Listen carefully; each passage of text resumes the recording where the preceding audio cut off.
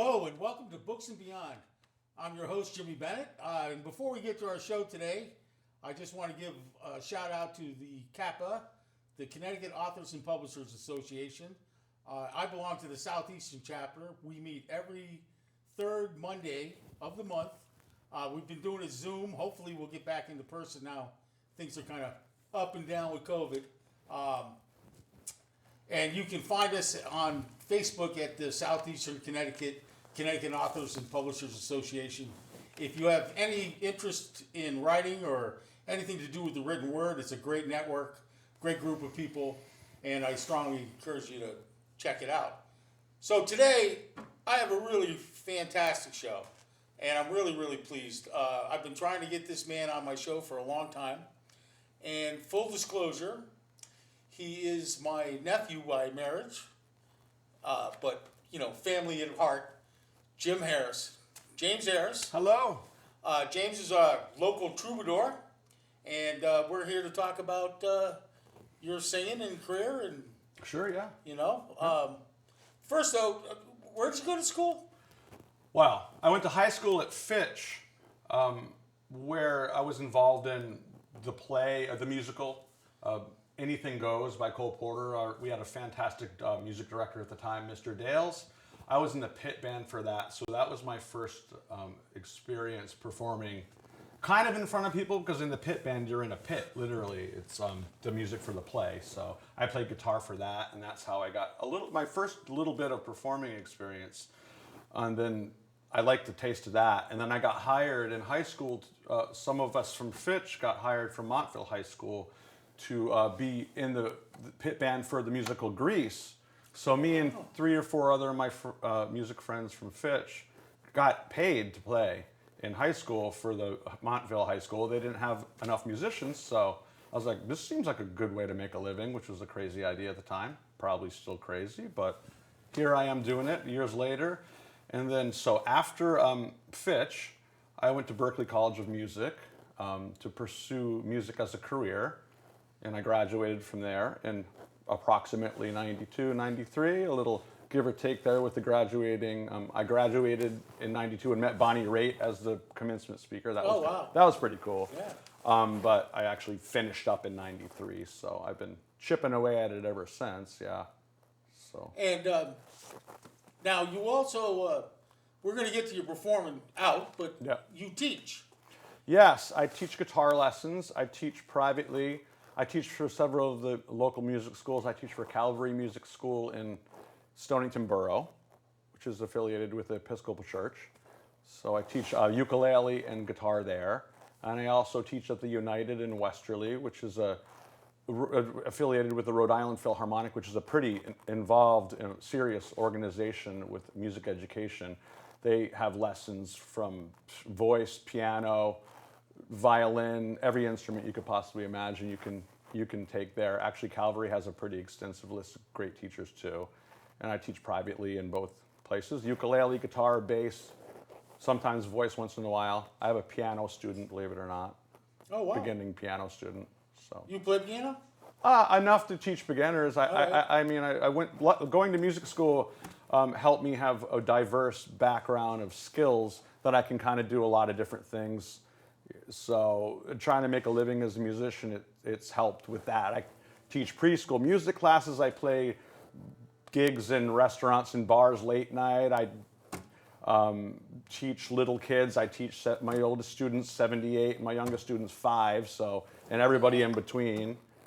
My youngest student just started ukulele, and he's just getting a new ukulele. And my oldest student, he's like learning songs from his favorite Netflix show, so it's like all over the place. All over the place, it's all over the place. But what do you like teaching children? Oh, that's fun. It's really fun. Do they pick it up easier, do you think? I mean, everybody has a different proclivity and ability. It's really, some have natural ability maybe is a thing, but practice.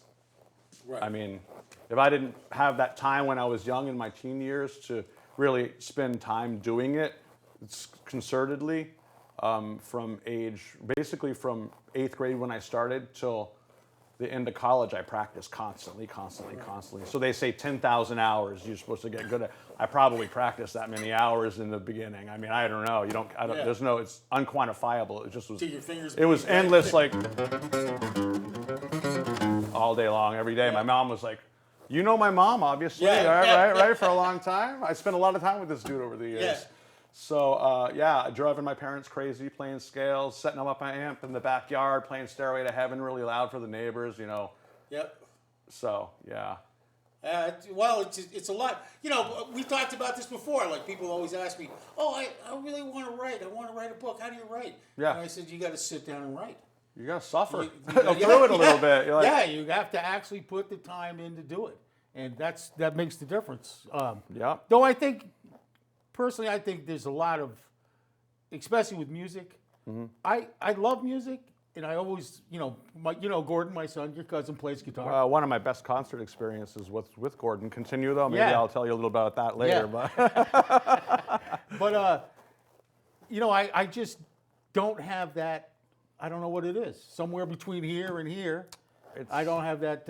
I can't. I've tried to play the guitar. I've tried to play the piano. I've tried a million different things, but I just don't have that. I just don't. It's not there. I guess my brain works in other directions, but it certainly works in writing. Yeah, You found your thing. yeah. I found my thing. Your So expressive it's true. outlet. It's good. So it's good. We talked about this. It's kind of, it's really fulfilling to do your thing, to find your thing and to Yeah. work on your thing and to, Yep. I strongly encourage. We talk about everybody's got a talent out there somewhere. Everybody can do something. You Yep. just have to find it and work at it. And I know. it's satisfying. It's the lucky ones. I'm lucky that I found the thing that crazy or not, I make a living, luckily, at what Right. it was like my childhood dream I'm doing still. Right. It was through a grinding process of getting there. Yep. My wife, who is a hairstylist, loved what she wanted to do that when she was a teenager, so I feel fortunate both of us Have found yeah. a thing, whether it's like, it's definitely not, you don't choose music to be, well, some people maybe do, but like, I'm going to be rich, let's be a musician is like a Right. crazy thought. Right. It's like, I love this enough to work on it and figure it out. Right. So, Yep. That's it. It's the same way in writing. I've written 4 books. I didn't get rich off the first book, Right. nor the second, nor the third. now But you're I'll- rich. But I'll though, just so keep thank God. Oh, your 4th book way coming past out? that. But yeah, it's now, especially what you do, playing out stuff. You must have got jammed with COVID. Oh man, it was just, oof, it was rough. Well, my main things that are the lion's share of my income over the last several decades has been performing, and that's in front of people. You need people. You need to be in a room with people, and COVID pretty much put the kibosh on that. But also teaching one-on-one lessons. I couldn't do that. I have a small cleaning service which gives me some income opportunities, which I've done for years and years too, and that's in people's space. Even though they may not be there, there was a long stretch where they were uncomfortable with people in their space, and understandably so. Right. So I couldn't do that. So the 3 things that I've chosen to do over the last more than 2 decades, I was unable to pursue in not even close to full capacity. So. Right. But there's some silver linings of that whole process, which was being forced to figure out other ways to land on your feet and figure out how to make it work in terms of teaching and performing. I started the Zoom lessons, like many of us were forced to get, the Zoom thing or whatever, Google Meets or whatever people use for internet conferencing. People were forced to do it, and people are used to it now. I have a student that just rescheduled today. He's had a stomach bug in his house, so we can't meet in person, but I can teach him his lesson on Zoom this week. Right. And some kids live a little bit far, they can't get a ride. So it's open, that Zoom thing, people getting used to being online for school. I know it wasn't the best for learning, but it's opened up other opportunities for people for learning, for teaching, for employment opportunities. So that's one thing that I got out of the COVID process that's been positive. Yeah.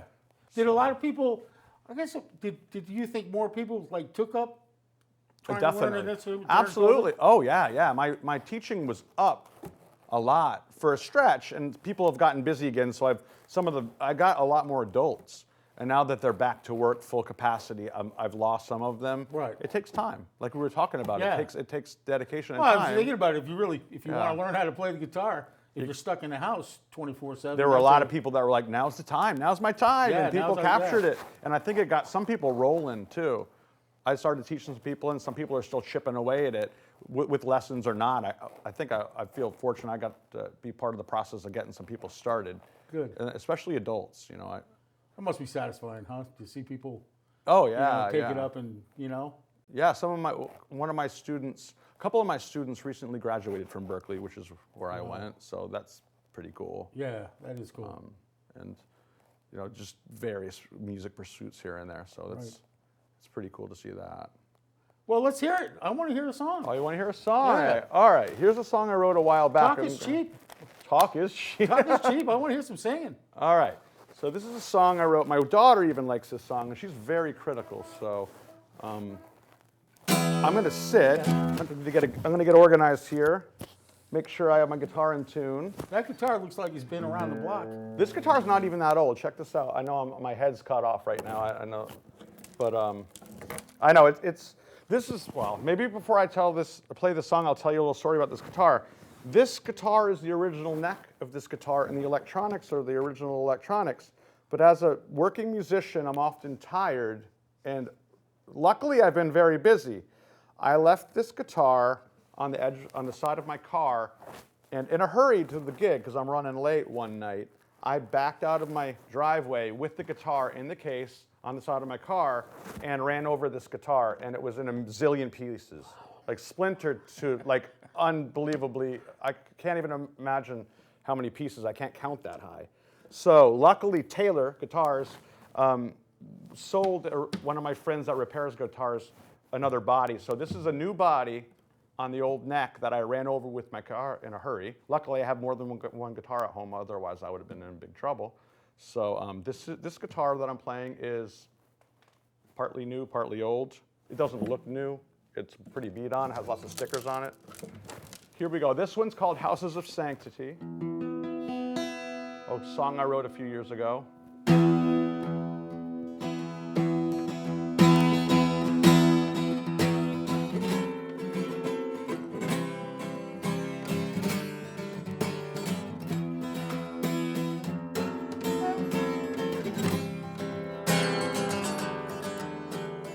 You're in plain sight, but I can see you turning circles. Walk right through missing pieces, secret codes, searching further. I need to know.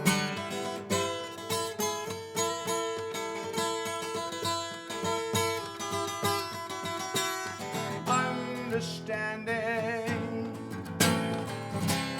things they drop off far away.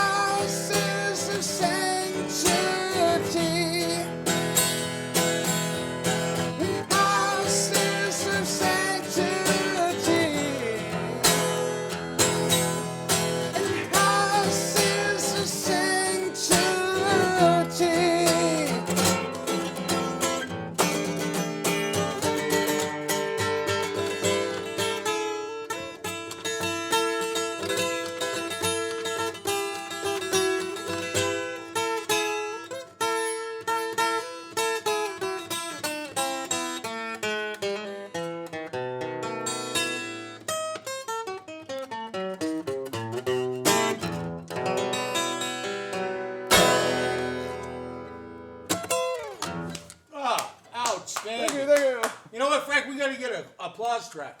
Applause track. That was great. Oh, thank you. Hey, you know something that I just I really kind of noticed, and I've known you a long time, Yeah. and basically you're usually pretty calm and mellow and stuff, but there's an intensity that just explodes out of you when you play. I mean, just watching your movements and your, which is, by the way, that was a fantastic song. I love the lyrics. Thank you. That was great. Thank you. Does that just come naturally when you play, or do you sort of? I think I'm thinking about moments when I started to perform. I was very nervous to play in front of people, and it's because self-consciousness can catch up with you, insecurity. As an artist, you're putting yourself out there, so you're constantly performing artist, or you're out there for judgment. People are going to judge you, but you have to get over that to be a performing artist.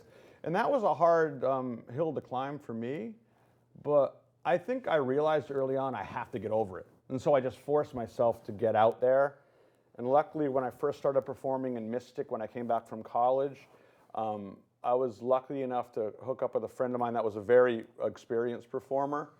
And he kind of showed me the ropes in terms of performing. He's a good musician, but he's a great performer as well.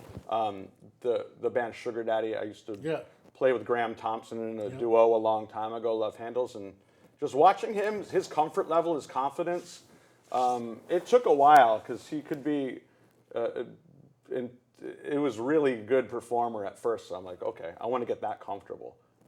And so it took some, it wasn't really like my ability level. It was more like, what are people going to think? Right. You got to get over that. Right. To some degree. So that, just stop letting that kind of stuff get in your head. Yep. I think watching him be so comfortable in front of people helped me, like, okay, you got to just. Well, that's a point. We've talked about that before, too. Yeah. Being a performer, entertainer. Yeah. You can be a fantastic musician, but be a salami on stage, right? You know what I mean? So, it's a matter of, I've seen you out, quite often I've seen you play, but you're also very good with the crowd, you're interactive. Yeah. Well, it's part of the process, it's part of the package in terms of, especially I play solo, I have to cover a lot of roles. I'm there to, okay, it helps that I went to music school and I can play, but I'm there to entertain people and make people feel comfortable. If I feel uncomfortable, they're going to feel uncomfortable. Right. And I've played some concerts where I felt uncomfortable, and I can feel it. It's hard. Sometimes it's hard to fight back on that.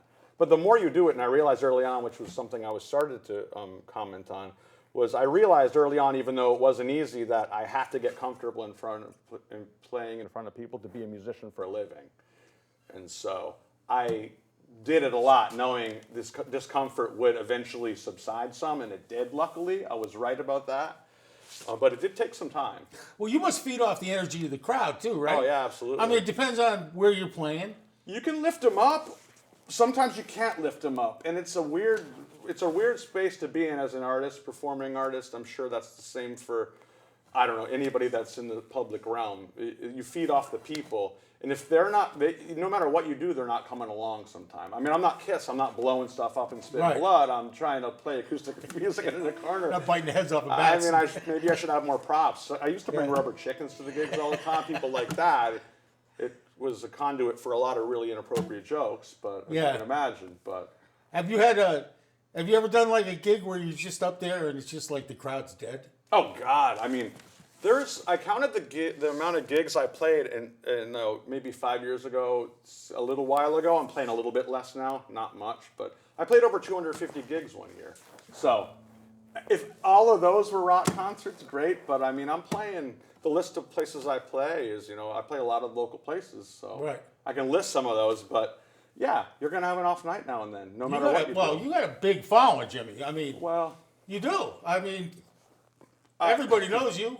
And I'm guilty. I'll drop your name. Yeah, that's my nephew. Oh, thank you, man. That's my nephew. Likewise. Oh, yeah, that's my nephew. You got to read my uncle's book. Yeah. It's really good. But so I mean, do you have like a lot of people come out to see you Well, it's funny how that works, and I don't know why. The planets align. There's something to it. Sometimes it's an off Tuesday or an off Wednesday. I'll play, and everybody shows up, and I'll play on a Saturday night with high expectations, and it's like, where is everybody? Right. I got like 3,000 something followers on Facebook, blah blah blah, all the things, but all those people come, all of my gigs, please. But yeah, I mean, I'm fortunate people do come to see me quite often. It helps. I play at the DPI, Daniel Right. Packer Inn in Mystic. I was going to say, that's the one I usually hear the most of. They go, oh, Jimmy's playing at the DPI Well, tonight. Maybe I'll go down. Oh, Jimmy's playing at DPI. I've had that residency for a long time. Like I mentioned, my friend Graham, we used to play in a duo called the Love Handles back in the 90s. We started in 97. I've been playing there a long time. I think it was 97. It was around then. So we started there. And I took over that gig when he went and did his own thing, playing solo. I was afraid to play solo at first. I hired a friend of mine to play one gig with me. And after we did that, I'm like, I can do this myself. I'm going to do it myself. Right. And I did. Back when 41 was downtown Mystic. Yeah. Whatever that was. Debauchery zone. Yeah. In a good way. Yeah. In a good way. So yeah, I play DPI every Wednesday. So, but people, the same people do, a lot of the same people come. If you come to Wednesday night sometime at DPI, it's really fun. Yeah. There's some of the people are almost like actors in the show sometimes. Like I have a lot of the same characters roll in. I play this one song where a friend of mine, Bill, does this crazy dance every time I play this particular song, and people are like, all of a sudden it went from like people eating lobster, mac and cheese, into like frat parties. Not frat party, but like funniness, like ridiculous, funny, hilariousness. It happens all the time. People from out of town stop there like, oh my God, this is Mystic on a Wednesday night. It's just fun. You're at bad hecklers? You ever people giving you a hard time? Not usually. I used to get more of them. I think maybe I've developed, I'm like a porcupine or something. Like people, I'm warm but don't get too close. People usually don't mess with me too much. Good. Past Saturday night though, there was some dude that, I mean, they were dancing, bumping into my microphone, grabbing girls dancing. I'm like, okay. I'm down. It's okay. You're having fun. Yeah. Yep. I'm not having fun if you knock my teeth out. Yeah. But no, I mean, I can't complain though. I'm glad there's people in the seats or not in the seats dancing. That's good. Right. So tell me some of the places you play around here, or tell us. All right. Geographically, I think I have to go geographically. I play at DPI every Wednesday. I play at Friar Tuck's, which is right down the street. I play at Pizzetta, which is directly across the street from that. I used to play Harp and Hound every Tuesday. They haven't gotten back to music yet. They may sometime in the future. Steak Loft is one of the places I play from time to time. Several of the vineyards, I play Muggle Sierra at least once a month.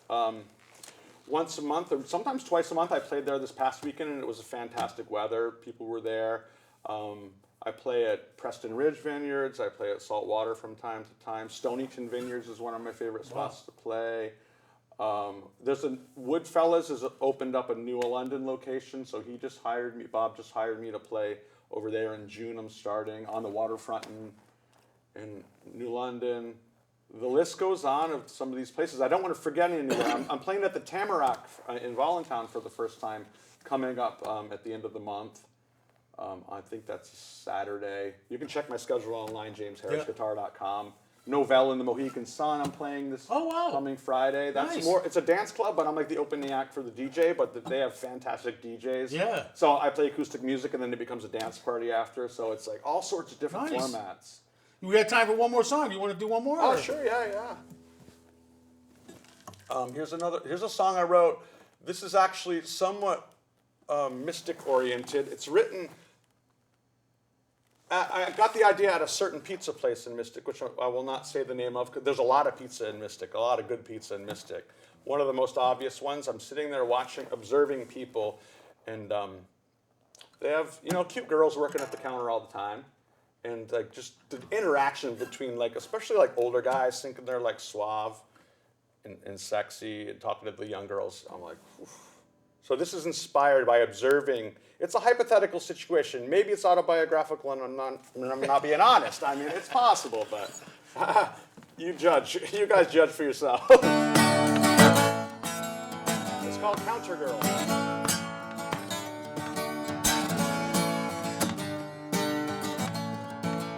There As she stood behind the counter, I thought I saw stars around her. She said hello, she spoke to me. I got weak in the knees. Give me something very nice, something fresh and hot. Those eyes burned down into my soul. I lost all control to the counter girl. My counter girl, my counter girl, my counter girl.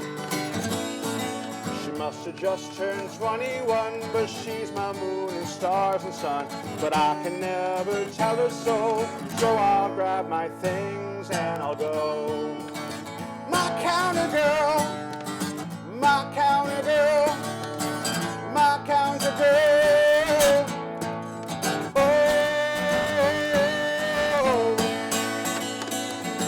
oh, oh.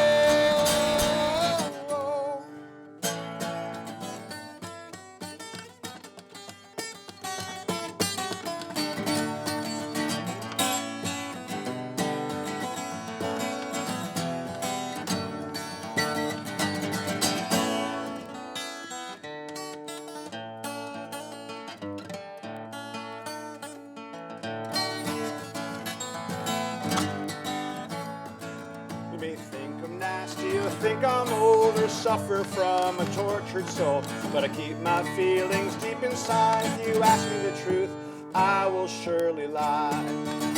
But my counter girl, my counter girl, my counter girl. She knew my feelings from the start, the secrets in my ancient heart. She looked into my worried eyes, penetrated all the lies. Her hair is honeysuckle brown, a voice that makes a holy sound. Words a melody unbound that floats in air and dances all around. My counter girl, my counter girl, my counter girl. Her lips are cherry, soft and sweet. She walks so lightly on her feet. And her eyes are shimmering gold. Her body is a story yet untold. My counter girl, my counter girl, my counter girl. Oh, oh, oh, oh. And that's how you do it. Thank you, thank you. That is great. That was fantastic. And it was great to have you on the show. We're running down on time. Good. We could do this all day. So I know, it's easy. we might have to do another one down the road. think You so, know. I think so. So, but thank you so much for coming on, Jimmy. My pleasure, Jimmy. And anybody, Jimmy, it's out playing. You can find his schedule. Where can we find your schedule? Facebook of James Guitar. James Harris Guitar would be the way. You can Google me, James Harris Guitar. Facebook, Twitter, I don't do that. It's on there. Instagram, my website has my schedule on it, jamesharrisguitar.com. Follow me on social media, all the obvious places I'm around. If you do James Harris Guitar, you'll find me. So obviously you want to get out and watch this guy, see this guy for full sets. But if you want lessons or want to hire him for a private gig, contact this man. Do that. Definitely entertaining. I'll vouch for him myself. And that's all for Books and Beyond today. Thank you very much. We'll see you next time.